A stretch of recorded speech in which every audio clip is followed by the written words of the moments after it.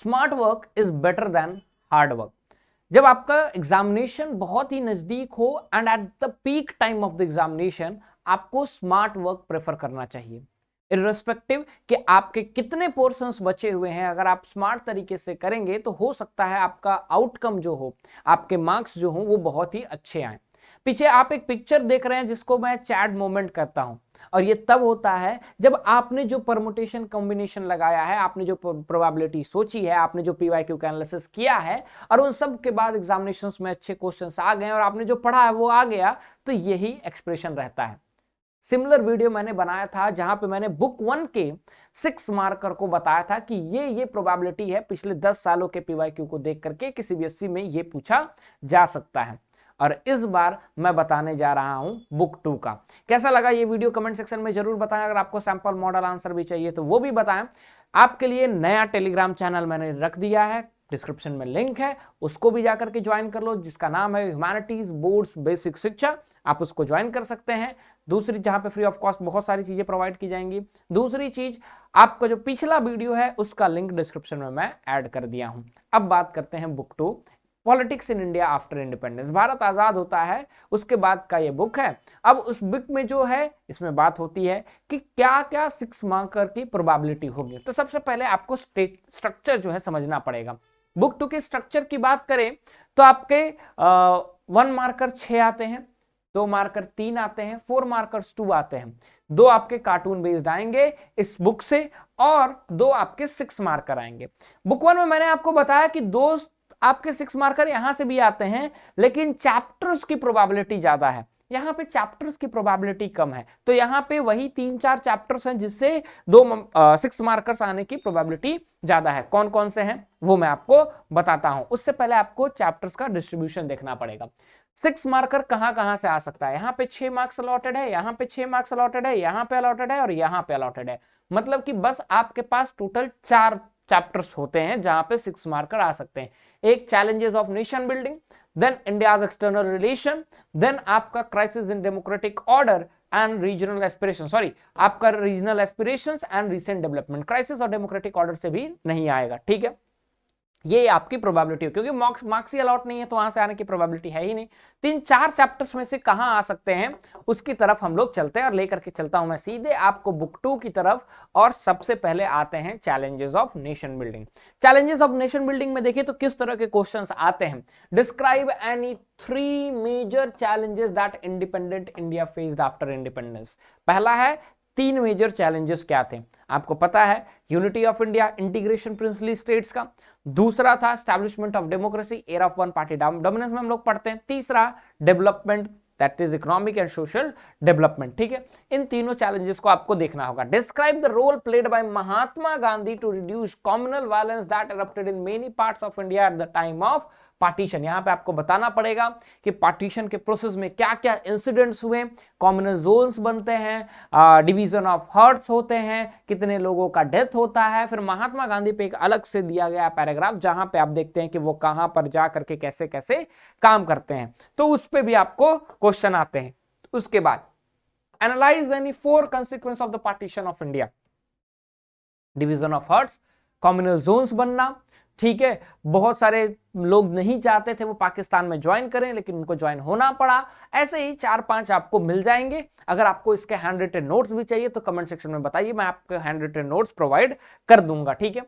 Analyse the event that led the merger of Manipur into the union of India, ठीक है, कि कैसे merger होता है मणिपुर का। आप सबसे पहले आपको बताना पड़ेगा कि मणिपुर में जो है राजा था, राजतंत्र का शासन था, Bodh Chandra Singh was the ruler. Then वहां पे उसने इंडिया के साथ इंस्ट्रूमेंट ऑफ एक्सेशन साइन किया, रीजनल ऑटोनॉमी भी मिली, कॉन्स्टिट्यूशनल डेमोक्रेसी आती है, यूनिवर्सल आइडल फ्रेंचाइज पे पहली बार इलेक्शंस होते हैं, एंड देन वहां की लेजिस्लेटिव जो आपका असेंबली है उसको बिना बताए इंडिया के साथ कंप्लीट मर्जर किया जाता है 1949 में। उसके बाद मणिपुर में और जो भी इंसिडेंट हुए वो आपको बताने होंगे, ठीक है। Next, challenges of nation building से और क्या आ सकता है। Highlight any 3 challenges faced by India after independence, ठीक है। Highlight the role of Sardar Vallabh भाई Patel in the unification of India, ठीक है, princely states in India. Support your answer with the help of 3 example. 3 example से सपोर्ट करना है कि उन्होंने कैसे इस तरह से हेल्प किया। अब कश्मीर का मुद्दा, हैदराबाद का मुद्दा, जूनागढ़ का मुद्दा आपके पास है, आप उसको रख सकते हैं। Next, highlight any 3 challenges faced by India, ठीक है, सरदार पटेल का मैंने आपको बताया रोल क्या था। Describe the social economic effect on the partition of India, social economic effect क्या रहा पार्टीशन पे, तो क्या रहे 3 आपके सबसे चैलेंजेस क्या रहे, सरदार पटेल का रोल, महात्मा गांधी का रोल, कंसिक्वेंस रहा क्या रहा, ये क्या रहा, तो सबका एक मॉडल आंसर तैयार कर लोगे तो वो तुम्हारे लिए बेटर रहेगा। Language has played an imperial role in unity of the country, language ने बहुत इंपॉर्टेंट रोल प्ले किया है भारत की यूनिटी में बेटा। तो क्वेश्चन यहां से आ सकता है कि लैंग्वेज लिंग्विस्टिक रिफॉर्म्स के बारे में आपको बताना, तो स्टार्ट करना होगा नागपुर सेशन से, कांग्रेस के 1929 के एसके धर कमेटी, जेवीपी कमेटी, देन आपका आना होगा 1952 का Vishalandhra movement, formation of Andhra Pradesh, then state reorganisation Fazli commission का गठन, उसके बाद आपको आना पड़ेगा स्टेट रीऑर्गेनाइजेशन एक्ट, उसके बाद आपको बताना पड़ेगा कैसे फर्दर और स्टेट्स का डिवीजन होता है on the basis of the language, और एडमिनिस्ट्रेशन अभी भी बहुत अच्छे से चल रहा है। आगे बढ़ते हैं। Enlist the main consideration, bring the princely states with the Indian Union, name the leader, played a historic role, Vallabh भाई पटेल के रोल के बारे में। Discuss 3 reasons for setting up the state reorganisation act, क्या रीजंस था एसआरसी के गठन का, वो आपको बताना पड़ेगा। एंड रीजनल एस्पिरेशन से बात है, इंडिया एक्सटर्नल रिलेशन से प्रोबेबिलिटी कम रहती है आने की बेटा, वहां से अगर प्रोबेबिलिटी बन सकती है तो इंडियन फॉरेन पॉलिसी को लेकर के बन सकती है, फिर इंडिया एंड पाकिस्तान को लेकर के बन सकती है।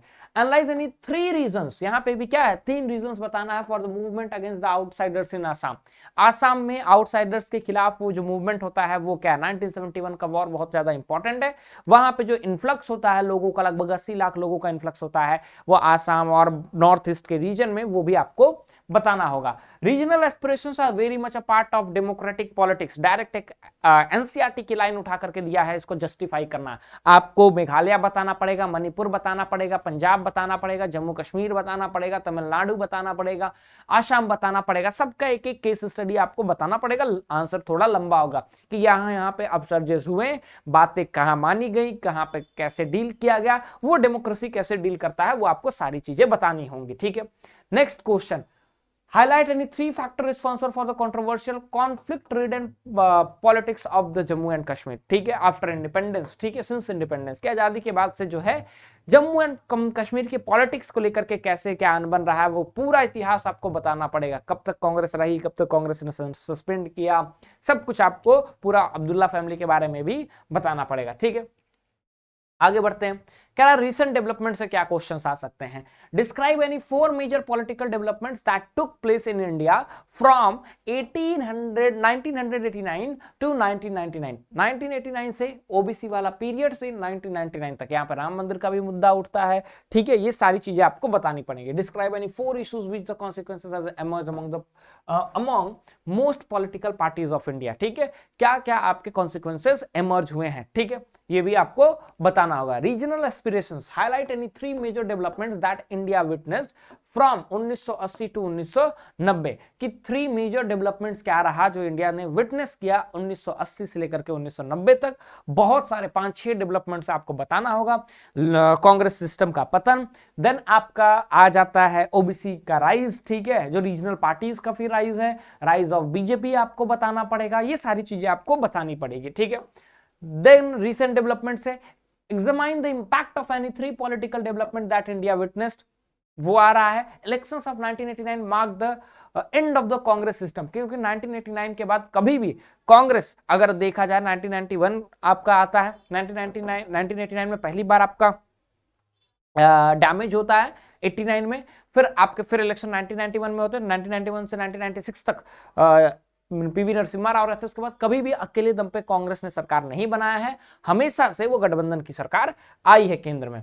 कह रहा describe any 3 major developments in Indian politics, major developments 1989 से, तो जो 5 पॉइंट लिखा हुआ है वो पॉइंट आपको रट जाना है, ठीक है।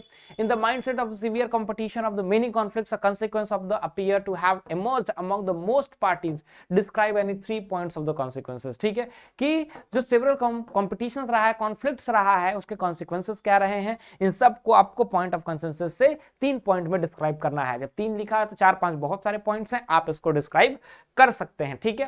Then coalition government prove to be boon for Indian democracy, support the answer, कि कैसे जो है कोलिजन गठबंधन की सरकार एक तरह से वरदान रहा है, ठीक है, सभी के लिए वो आपको सपोर्ट करना है। Analyse any 3 development towards 1980s, 1980s के बाद लॉन्ग लास्टिंग 3 इफेक्ट क्या रहे हैं जो हमें अभी तक देखने को मिलता है। ठीक है, that's it from my side. अगर आपको बुक 1 का चाहिए फिर से दोबारा, तो फिर से कमेंट सेक्शन में कह दो कि सर दोबारा बना दीजिए, मैं एक बार फिर से बना दूंगा।